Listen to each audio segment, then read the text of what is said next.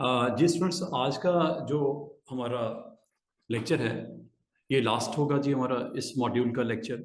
और इंशाल्लाह मंडे को आपने मुझे ज्वाइन करना है इलिस्ट्रेटर के लिए प्लस एनिमेट के लिए। एनिमेट इंशाल्लाह हम थर्सडे के थर्सडे 2-3 सेशन करेंगे। अभी फ़िलहाल यही प्रोग्राम है मेरा, ठीक है, तो आप इसको फॉलो कर लीजिएगा।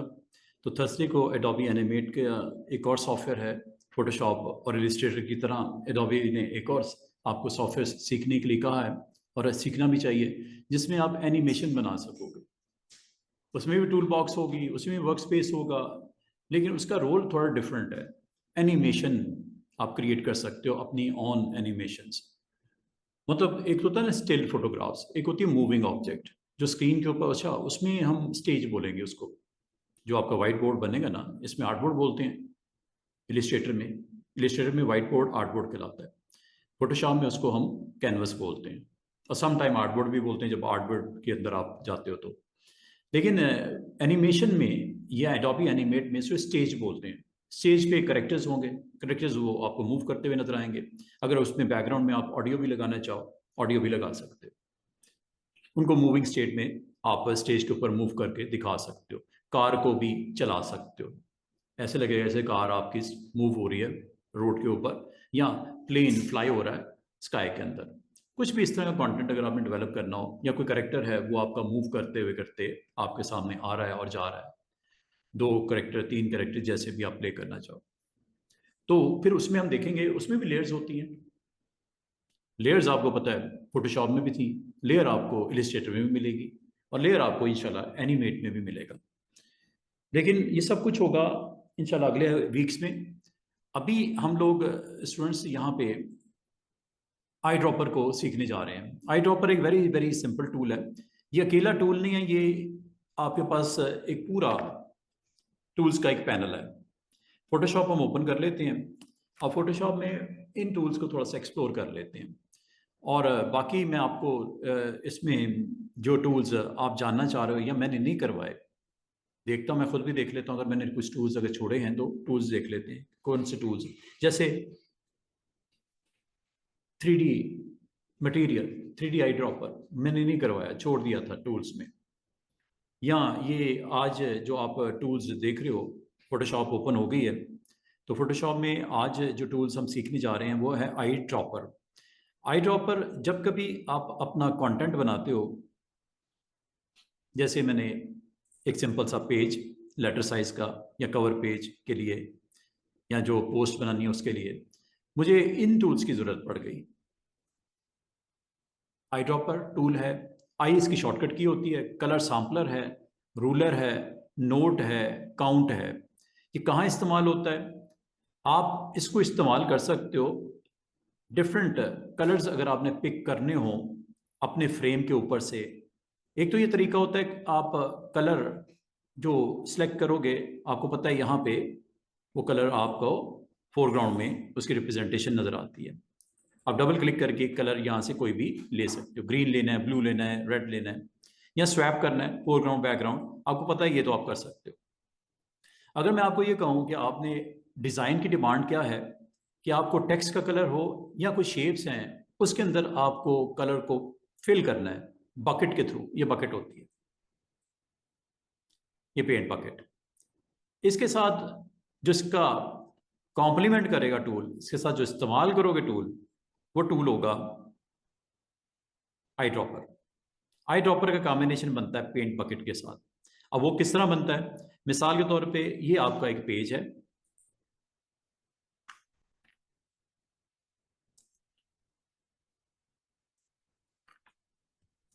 कोई टाइटल वाइटर हमने दे दिया है, फॉन्ट थोड़ा बड़ा कर देते हैं, कलर ब्लैक कर देते हैं, फॉन्ट ज़रा देख लेते हैं, यही रखना है तो यही रखो, ये लो, ये मैंने एक टाइटल लगा दिया। ठीक है, इस टाइटल को के इनसाइड कुछ कॉलम्स बने हुए हैं, जैसे चलें एक कॉलम बना देते हैं। ये साइज छोटा करना पड़ेगा, ये लो, फॉन्ट साइज मैंने 12 इज ओके। ठीक है, 12 इज ओके। और यहाँ से कुछ कंटेंट में जो क्लाइंट ने मुझे भेजा, स्पोर्ट्स के रेलेवेंट कॉलम्स बनाने के लिए।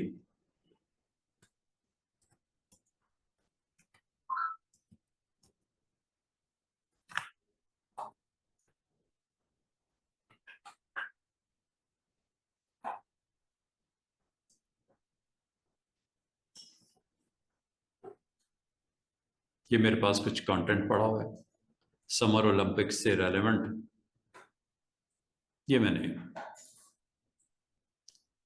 इस तरह के लोगो आपको बनाने में काफ़ी इंपॉर्टेंट टूल इलिस्ट्रेटर है, उसमें बना सकते हो, कोरल में बना सकते हो, फोटोशॉप में भी बना सकते हो। इस तरह का लोगो ये बना हुआ नजर आ रहा है ना, समर ओलंपिक्स का लोगो है।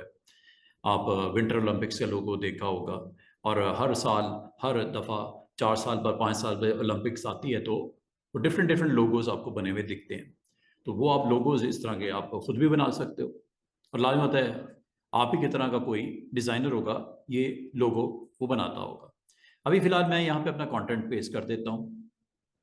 ये कंटेंट मैंने पेस्ट कर दिया, ठीक है। ये आपको यहाँ पे लिखा हुआ नज़र आ रहा है। कोई इमेज भी ले आते हैं, ये लो जी, टिक कर दो, इमेज भी ले आओ। ज़रा पेज को ना ज़रा रेडी कर देते हैं प्रैक्टिस दिखाने के लिए आई ड्रॉपर की। ये लो जी,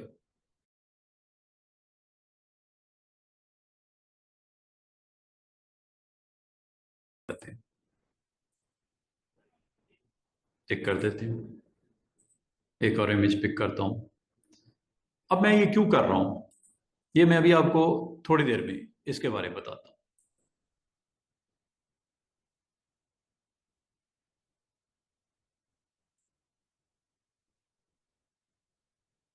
ये मैंने दूसरा इमेज भी लिया है।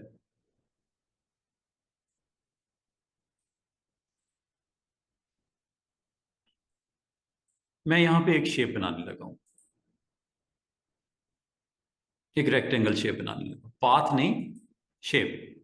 पाथ और शेप में फर्क मैंने बताया था आपको कल भी। शेप, एक ये शेप बना दी, इसके अलावा कुछ शेप्स मैंने यहाँ पे और बना दी लाइक दिस।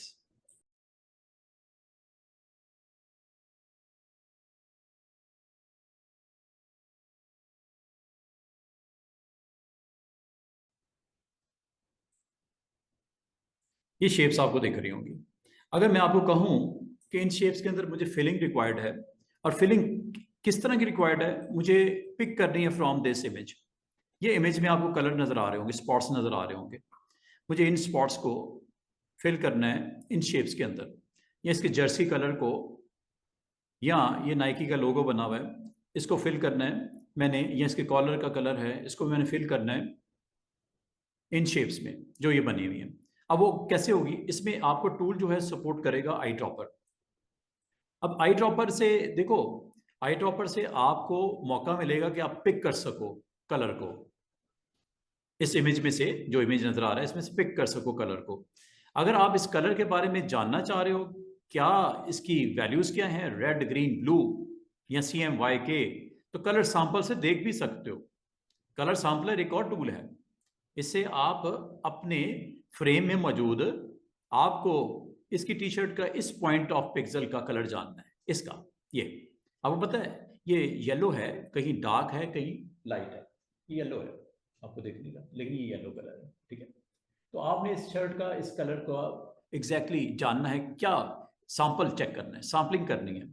ये लो सैंपल इंफॉर्मेशन आने वाली है स्टूडेंट्स, ये देखो, ये मैंने एमिरेट्स लिखा हुआ है फ्लाई, ये जैसे मैंने क्लिक किया, ये देखो ये आपको यहाँ पे एक नंबर 1 नजर आ रहा है छोटा सा, इस टारगेट आइकन के साथ 1 नजर आ रहा है, और 1 की इंफॉर्मेशन आपको ये बराबर वाली विंडो में नजर आ रही है।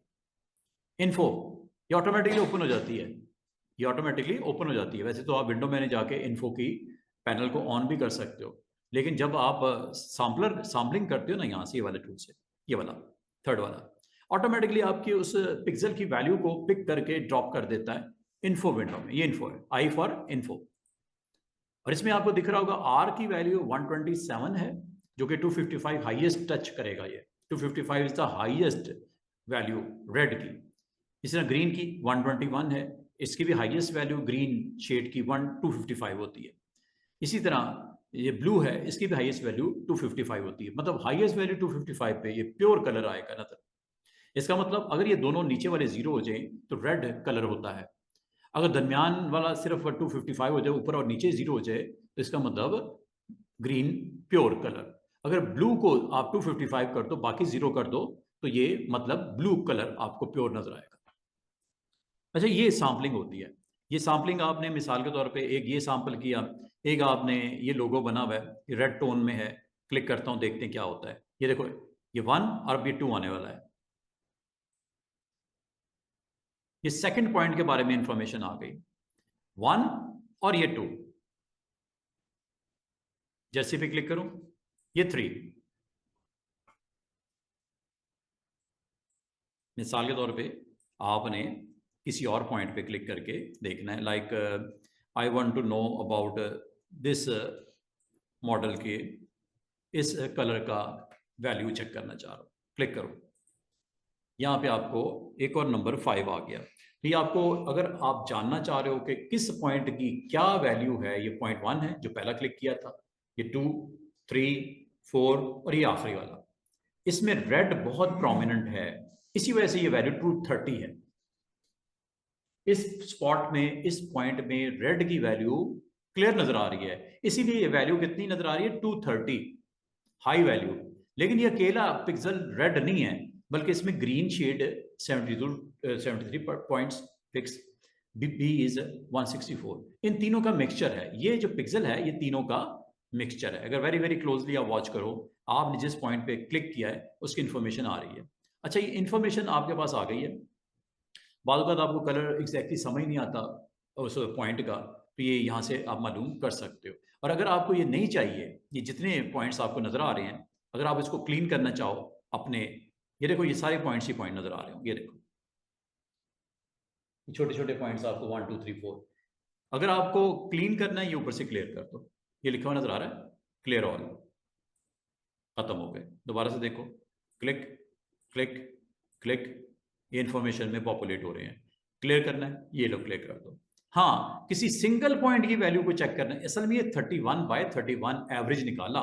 मतलब क्या, 31 का मतलब क्या स्टूडेंट, 31 का मतलब ये छोटे छोटे बॉक्स नजर आ रहे हैं, ये 31 हॉरिजॉन्टल और 31 वर्टिकल का एवरेज कलर निकाला उसने, not a single bit, not a single pixel. Single pixel का निकालना है तो आप 1 बाय ये पॉइंट पिक्सल कह सकते हैं। पॉइंट पिक्सल का मतलब है जिस पॉइंट पे क्लिक किया ना, सिर्फ इसका मुझे कलर चाहिए, ये आ गया। इसका डिफरेंट है, चेक कर लेना, इसका थोड़ा डिफरेंट है, चेक कर लेना, इसका थोड़ा डिफरेंट है। हालांकि मैंने येलो ही, ये तीनों कलर्स के येलो के शेड्स ही हैं, लेकिन थोड़ा थोड़ा फर्क आपको नजर आएगा। आर की वैल्यू यहाँ पे देखो, इधर आर की वैल्यू देखो, इधर आर की वैल्यू देखो, 224 है, इधर 229 है, इधर 228 है। इसका मतलब जो आपके स्काई जैसे हो गया, सैंड जैसे हो गया, तो इसमें भी आपके पिक्सल का कलर डिफरेंट हो सकता है, थोड़ा थोड़ा फर्क हो सकता है। तो ये आपको यहाँ नजर आ रहा है। अच्छा, ये तो हो गई सैम्पलिंग। सैम्पलिंग को तो करो साइड पे, अब असल काम पे आ जाओ। असल काम हमने ये करना था आई ड्रॉपर। आई ड्रॉपर से क्या होता है, आई ड्रॉपर से आप इस पिक्सल को पिक करना चाह रहे हो पूरे इमेज में से, इस पिक्सल को, जर्सी के कलर को, ये इसके लोगों के कलर को। जैसे मैं क्लिक करूंगा, ये देखना फोरग्राउंड कलर में ये लोड हो जाएगा। ये देखो फोरग्राउंड कलर चेंज हो रहा है ना, जब मैं क्लिक करता हूं डिफरेंट पॉइंट्स पे, फोरग्राउंड कलर आपका चेंज हो रहा है। ये देखो, अब ये कलर आपने सिलेक्ट कर लिया इसमें से। अब इसको आप पेंट करना चाह रहे हो, फिल करना चाह रहे हो ऑन सम अदर पार्ट। मिसाल के तौर पे ये रेक्टेंगल नजर आ रही है, क्या इसमें मैं फिल ना कर दूं इसको? अब वो फिल कैसे होता है? अब फिल करने के लिए आसान से ट्रिक ये है, रेक्टेंगल को पहले सेलेक्ट करो। ये मैंने कर लिया, कंट्रोल टी से वेरीफाई कर लो, सिलेक्ट हुआ हुआ है, ठीक है। इसके अंदर अब आपने पेंट बकेट में जाना है, पेंट बकेट टूल जी, और ये अलाउड नहीं है, ये आपको इस फ्रेम के अंदर, इस बॉक्स के अंदर आपको अलाउड नहीं है। क्यों? ये एक वेक्टर इमेज है, आपने इसके पिक्सल को पेंट करना है, फिल करना है with that colour, you need to convert into. और ये एक सिंबल भी नजर आ रहा होगा कॉर्नर पे थंबनेल में, क्या बोला था इसको मैंने, ये स्मार्ट स्मार्ट स्मार्ट। आप इसको क्या करना पड़ता है, रास्टराइज करना पड़ता है। और रास्टराइज अगर आप वैसे करना चाहो तो राइट क्लिक करके कर लो, या अगर आप इस पर फोर्सफुली इस पर क्लिक भी करोगे वो कहेगा वार्म करने के बाद रास्टराइज कर देगा। ये देखो, this shape layer must be rasterise before proceeding, क्योंकि उसने पिक्सल वाइज उसको पेंट करना है, पूरे में फिल करना है बकेट ने। अब आपको अलाउड है, ये देखो बकेट आ गई है, पेंट कर दो। कलर आ गया कि नहीं आ गया? मिसाल के तौर पे आपने इस प्लेयर के इस कॉलर के कलर को फर्स्ट सर्कल में पेंट करना है। सबसे पहले तो पिक करोगे आई ड्रॉपर से, ये पिक हो गया।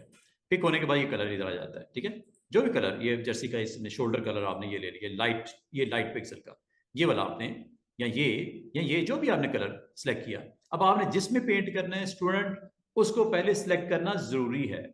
पहले सिलेक्ट कर लो नंबर 1, कौन सा वाला सर्कल है? सेकंड वाला है। ये कौन सा वाला है? फर्स्ट वाला है। ये देखो आप इसको सिलेक्ट कर लो। सिलेक्ट करने के बाद बकेट में जाओ। अब बकेट में जाके इसको पेंट कर दो। गलती से इधर ना कर देना, सारे एरिया में आ जाएगा। शेप पहले लेयर सेलेक्ट करना, रास्टराइज करना, फिर पेंट करना। गलती से भी अगर इधर आपने अटेम्प्ट करने की कोशिश की ना स्टूडेंट, और आप कर रहे हो आप, हालांकि ये मैंने सर्कल सेलेक्ट किया है ये वाला, ठीक है। अब आपने सेलेक्ट तो ये किया हुआ है, कलर भी आपने आई ड्रॉपर से ले लिया। अब मैं अगर मैं यहां पे करूंगा ना, क्या होगा देखना जरा।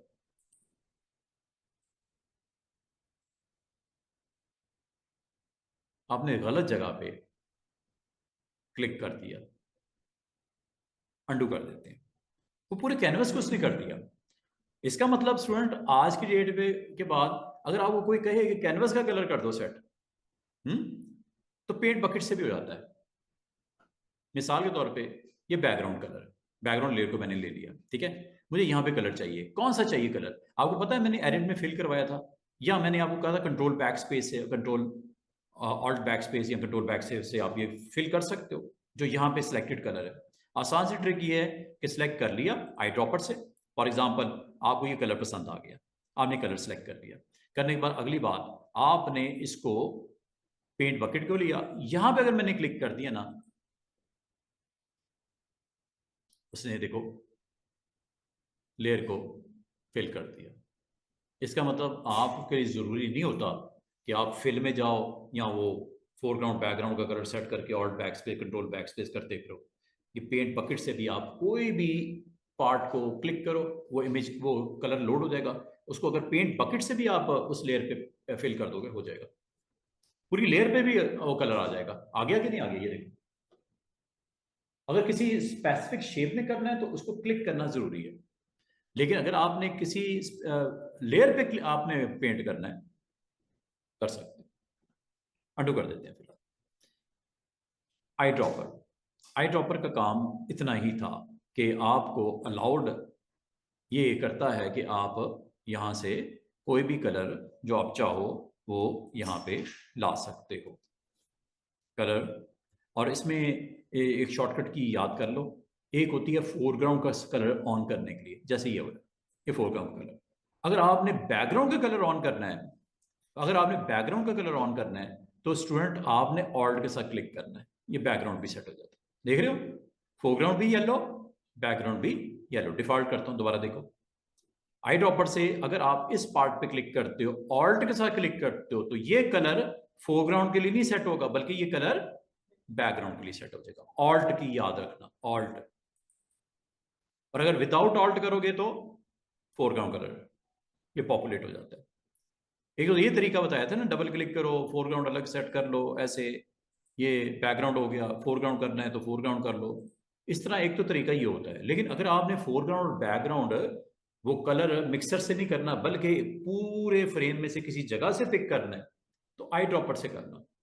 फोरग्राउंड विदाउट एनी फर्दर कोई भी की नहीं प्रेस करनी, सिर्फ क्लिक करना है। लेकिन ऑल्ट के साथ क्लिक करोगे तो वो बैकग्राउंड में लोड कर देगा, और उसको फिर जहां भी इस्तेमाल करना है, जैसे भी इस्तेमाल करना है या स्वैप करना है, अब ये कर लेना। डिफॉल्ट वैसे आपको पता है ब्लैक फोरग्राउंड होता है, व्हाइट बैकग्राउंड होता है।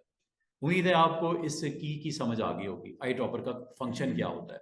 और अगर मैं आपको ये बोलूं कि मुझे मालूम करना है कि ये जो सर्कल है इनका आपस में फासला कितना है, फासले के लिए कोई टूल नहीं है इसके अलावा कि आप इसी में एक सब ऑप्शन है रूलर। रूलर पे क्लिक करो। रूलर पे क्लिक करते ही ये रूलर का आइकन आ गया माउस में, ये देखो। आपने जानना है ये डिस्टेंस कितना है। क्लिक करो और ड्रैग करो, एक दरमियान में एक लाइन लगी हुई नजर आएगी।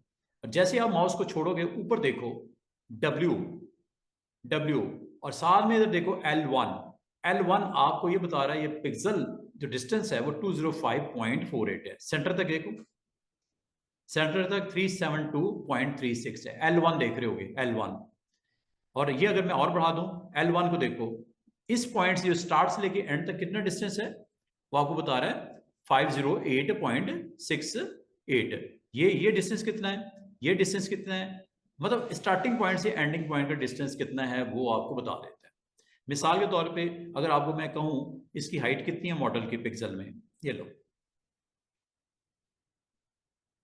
ये आपको बता दी।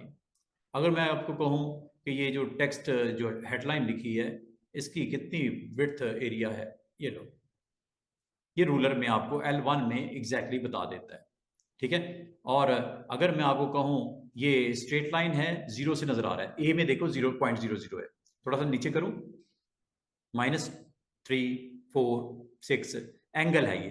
कितने एंगल पे आपकी एलिवेशन दिखानी है, A for angle, L1 for line की, W विड्थ है और हाइट उसकी आपको शो कर रहा है। अच्छा, बाद का कुछ स्टूडेंट्स कहते हैं सर अगर हमारे पास मैंने जानना है कि इसका क्या एंगल कितना बनता है, ये देखो ये लाइन लगाई, एक लाइन लग गई यहां तक, ये लेंथ हाइट मालूम हो गई इस बॉक्स की। अगर आपको इसका सेकंड लाइन भी लगानी है तो यहीं पे आपने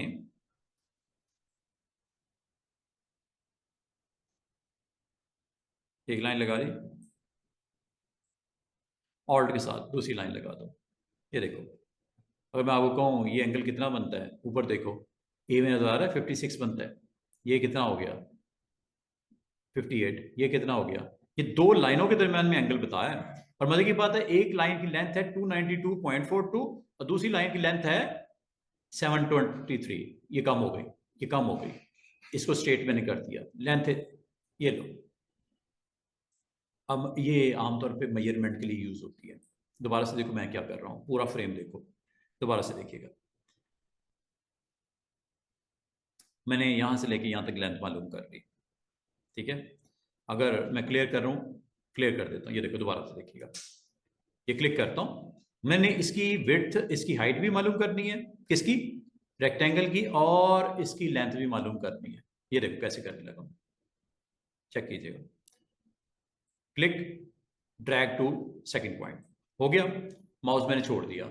अगर आपने इसी को कंटिन्यू करना है, लाइन 2 के लिए कंटिन्यू करना है, आपने ऑल्ट प्रेस करके करना है। क्या प्रेस करके, ऑल्ट, ये लो। अब आपको इसमें दो इंफॉर्मेशन मिल रही है।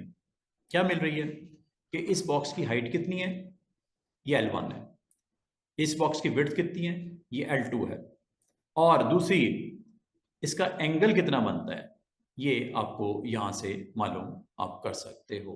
अच्छा, बाल का ना स्टूडेंट ये कहते हैं सर इसके अलावा क्या काम है इसका, इसके अलावा इसका काम ये है कि अगर आप चाहो इसको किसी खास एंगल पे स्ट्रेट भी कर सकते हो। ये देखो मिसाल के तौर पे मैं एक लाइन लगाता हूँ ऐसे, थोड़ा सा स्लोप करके, ये देखो एक स्ट्रेट लाइन लगी है, कुछ नहीं किया।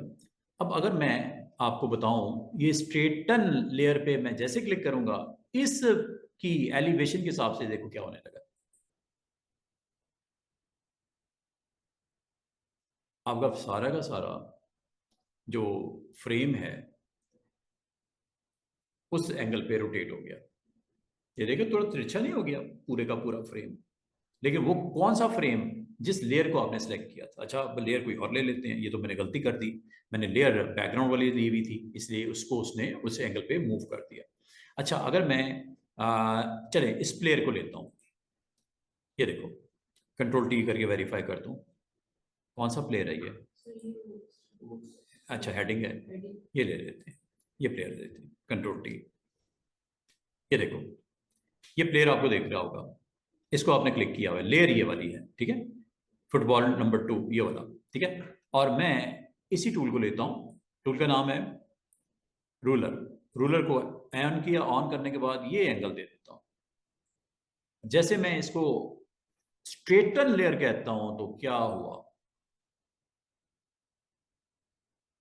हुआ कि नहीं हुआ स्ट्रेट? क्या था, किस तरह, कुछ इस तरह था। लेकिन आफ्टर आफ्टर अटेम्प्टिंग दिस, बाज़ आप कुछ इमेजेस होते हैं, उस लेयर के ऊपर पड़ा हुआ कुछ ऑब्जेक्ट होता है जिसको थोड़ा सा आपने डायरेक्शन वाइज उसको थोड़ा सा आपने स्ट्रेट करना होता है, इसीलिए इसे बोलते हैं स्ट्रेटन लेयर। मुझे तो इसमें कोई खराबी नजर नहीं आ रही, लेकिन मैं चाह रहा हूं इनके बूट्स दोनों ग्राउंड को टच कर रहे हो, मतलब थोड़ा सा स्ट्रेटन व्यू इसका हो जाए फुटबॉलर का। इसको आप अपनी सिचुएशन के हिसाब से इसको यूज कर सकते हो, लेकिन इसमें स्टेप नंबर 1 क्या होगा, उस लेयर को क्लिक कर दो जिसपे स्ट्रेटन की ऑप्शन को अटेम्प्ट करना है। मैंने फुटबॉलर वाली लेयर को क्लिक कर दिया। नंबर 2, आप रूलर में चले जाओ। नंबर 3, आपने एलिवेशन बतानी है, ये एलिवेशन बता दी, ये देख रहे हो ऐसे। और जैसे मैं माउस बटन रिलीज कर दूंगा कुछ नहीं होना, सिर्फ L1 की वैल्यू सामने आ गई है 845 पॉइंट समथिंग। ये आप बटन जब तक क्लियर नहीं करोगे, क्लिक नहीं करोगे, ये इसको स्ट्रेटन नहीं करेगा इमेज को। ये देखो, देख रहे हो, इमेज बिल्कुल स्ट्रेट हो गया। एक बूट ऊपर था, एक नीचे था, मैंने बिल्कुल स्ट्रेट कर दिया। बाद में आपको जरूरत पड़ सकती है। इसी तरह अगर मैं आपको ये कहूं कि इसको करना है, इधर वाले को है, इस वाले को करना है स्ट्रेटन, इस पे अटेम्प्ट करके दिखाओ, तो कर लेते हैं। अगर मैं इसको कहूं कि इसको जमीन पे गिरा हुआ दिखाना है, क्या करना चाहिए? पहले लेयर को सिलेक्ट करना चाहिए, कर दिया। अगला काम क्या करूं, रूलर टूल ले लो और यहां से लेके यहां तक आप एक लाइन लगा दो। लाइन लगा के स्ट्रेटन लेयर पे क्लिक कर दो। ये ये ये उस एंगल पे आपको स्ट्रेटन वो कर देगा, ठीक है। अब ये देखो, थोड़ी देर पहले तक तो ये बिल्कुल स्ट्रेट था, आपने रूलर के साथ इसको रोटेट करवा दिया, ठीक है। बाल आपको जरूरत पड़ सकती है, वैसे तो ये काम आसानी से हो जाता। वो कैसे? कंट्रोल टी, ट्रांसफॉर्मेशन, उससे आप ये काम वैसे भी तो कर सकते थे, ये लो, उसमें कौन सी बड़ी बात है। लेकिन ये बाज़ ना आपकी लेयर जो होती है, वो जो फोटो होती है उसमें थोड़ी सी वो स्लोप पे होती है, तो उस स्लोप को, एलिवेशन को थोड़ा स्ट्रेट करने के लिए, फोटो को थोड़ा स्ट्रेट करने के लिए आमतौर पे इस्तेमाल होता है। टूल का नाम क्या है? रूलर, ठीक है। फोटो एडिटिंग का टूल है ना, तो ये भी इसका इस्तेमाल हो सकता है, सिचुएशन पे डिपेंड करता है। बस ये याद कर लेना, देख लेना कि लेयर कौन सी है जिसको जिसको ऊपर स्ट्रेटन के आपने लगाने हैं।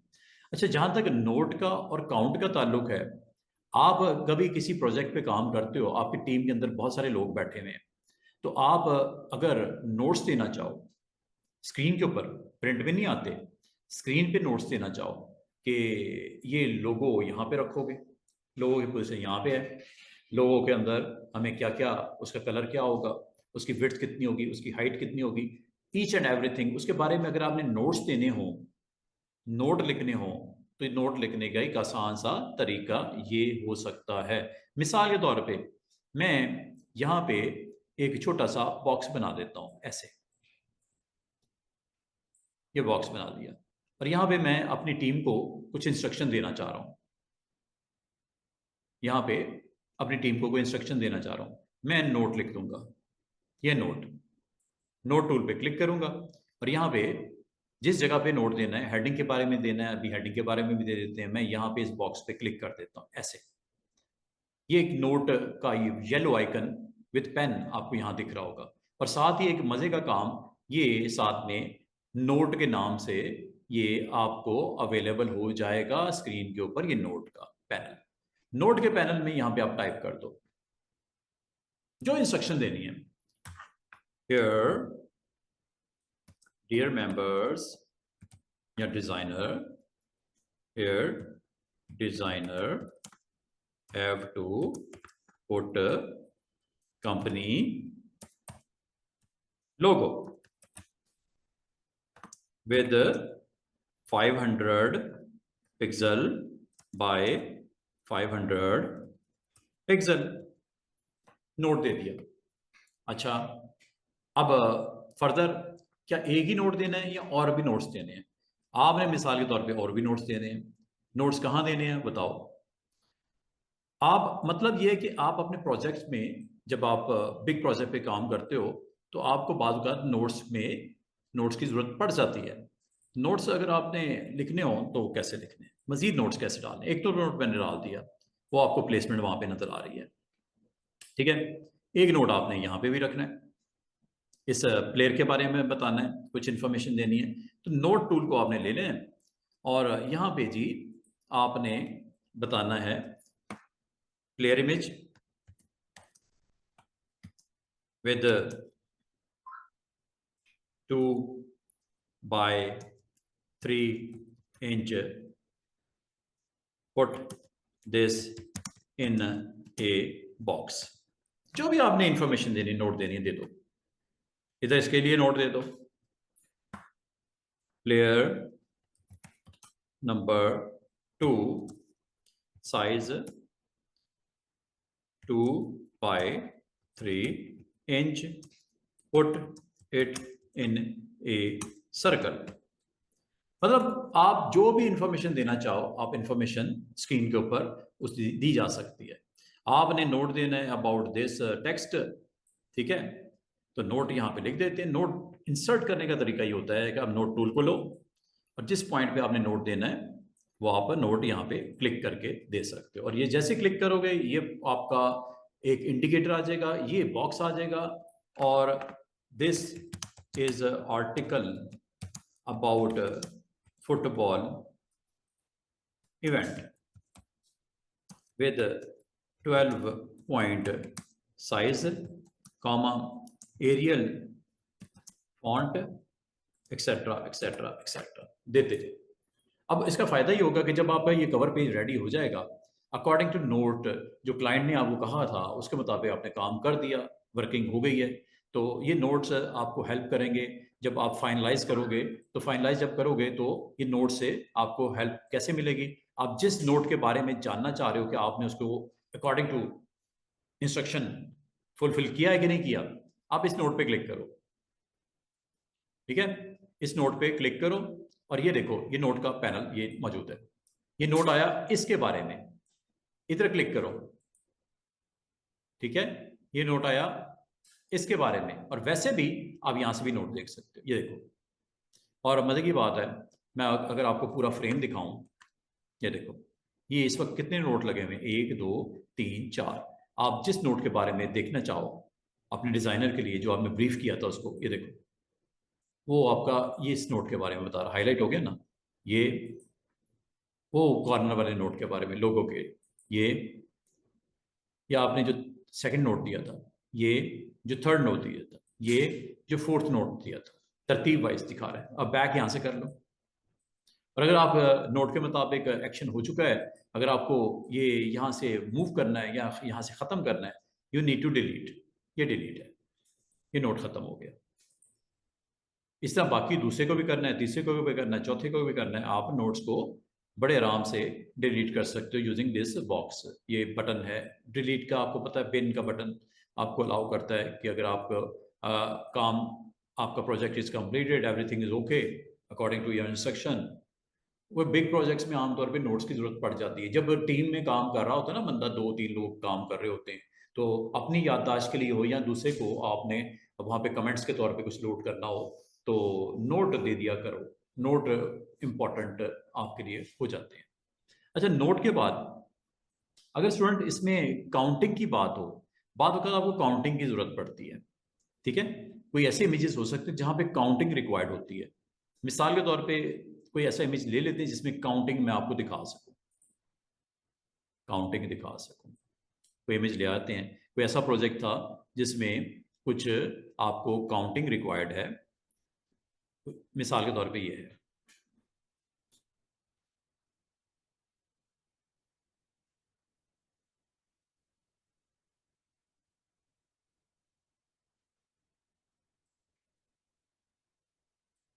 ये लो, इसी इमेज को देख लो,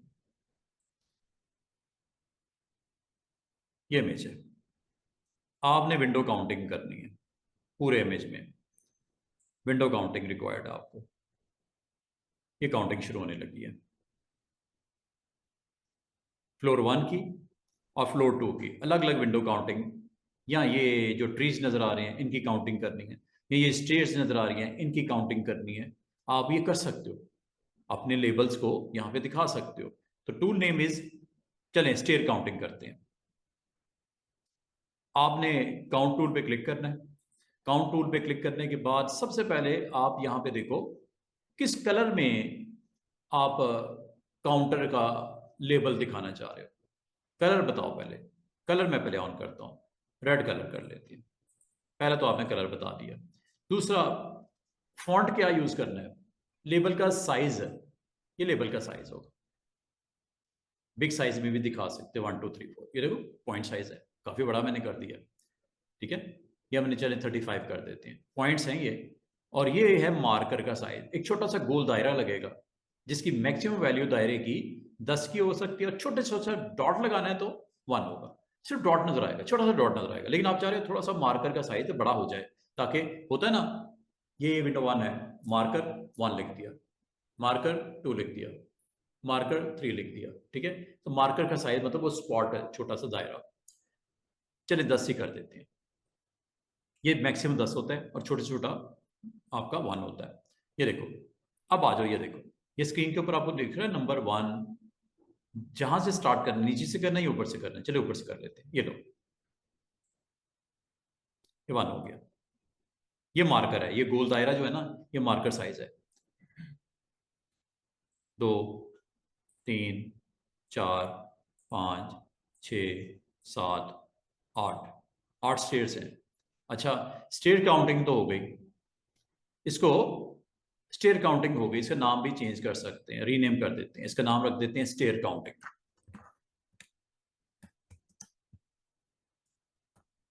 ये जब काम होता है ना प्रोजेक्ट्स में, तो बाद का एज ए ग्राफिक डिजाइनर आपको इनकी जरूरत पड़ सकती है। 2 महीने का प्रोजेक्ट है, 3 महीने का प्रोजेक्ट है, पेजेस बन रहे हैं, डिजाइन बन रहे हैं, लोगोज बन रहे हैं, कुछ भी बन रहा है। अच्छा, ये हो गया एक काम। अब आगे, आपने क्या करना है, टॉप फ्लोर की विंडोज को काउंट करना है। टॉप फ्लोर पे यहाँ से स्टार्ट हो रही है, पहली, दूसरी, तीसरी, ये आपने इसकी काउंटिंग करनी। अब वो आप कैसे करोगे, उसके लिए एक नया ग्रुप बना लो। इसको थोड़ी आपने कोई गड़बड़ करनी है, तो स्टेयर काउंटिंग का नंबर रेड के साथ चल रहा था, इसको चले ब्लू के साथ हम कर लेते हैं। कलर ले लेते हैं, पहले एक ग्रुप बना लेते हैं, इसका नाम रख देता हूँ टॉप विंडो काउंट, और कलर थोड़ा डिफरेंट कर लेते हैं, चले ब्लू ले लेते हैं। फॉन्ट साइज और बड़ा कर लेते हैं, 61। ये लो जी, काउंटिंग स्टार्ट होने लगी है। 1 2 3 4, ये लो, ये न्यूमेरिक वैल्यूज के साथ। ये आपके स्टेयर काउंटिंग है, और ये आपका विंडो काउंटिंग के मार्क्स। अच्छा, अगर आपको नहीं चाहिए, हो गया जी, इस तरह एक और ग्रुप बनाओ, दूसरा बनाओ, तीसरा बनाओ, चौथा बनाओ, डिफरेंट साइज दो, डिफरेंट कलर हो, डिफरेंट मार्कर हो, और नंबरिंग कर सकते हो, ठीक है। जो भी करंट फ्रेम में कैनवस में मौजूद है उसकी नंबर अगर करनी हो, कभी रिक्वायर्ड हो, ये कर लीजिएगा। और अगर आपको ये ख़त्म करना हो, मिसाल के तौर पे आपको नहीं इस वक्त रिक्वायर्ड, तो डिलीट भी कर सकते हो। डिलीट आपने यहाँ से देखो, स्टेयर काउंटिंग को डिलीट करना है, स्टेयर काउंटिंग सेलेक्ट करना है। टॉप विंडो काउंटिंग को डिलीट करना है, टॉप विंडो। और अगर बात ये होता है, स्टूडेंट कहते हैं सर ये पॉसिबल है कि टॉप विंडो काउंटिंग को हम यहाँ से हाइड कर दें। यस, ये हाइड है, पहला वाक्य हाइड है। क्या ये पॉसिबल है, इनको क्लियर कर दें? यस, ये क्लियर हो गया। क्या ये पॉसिबल है इस लेबल को डिलीट कर दें? यस। अब एक ही रह गया वो नीचे, ये, ठीक है। इसको अगर हाइड करना है, हाइड कर दो। डिलीट करना है तो यहाँ से क्लियर करोगे तो सिर्फ ये नंबर क्लियर होंगे, ये हेडिंग क्लियर नहीं होगी। हेडिंग भी चाहिए ख़त्म करनी और प्लस नंबर भी गायब हो जाए, तो पहले तो क्लियर करो, इसको क्लियर करना लाजमी है। और अच्छा मज़े की बात है ये आखिरी था चूँकि, तो वो क्लियर होते ही वो ख़त्म भी हो गया। उम्मीद है आपको काउंटिंग भी समझ आ गई।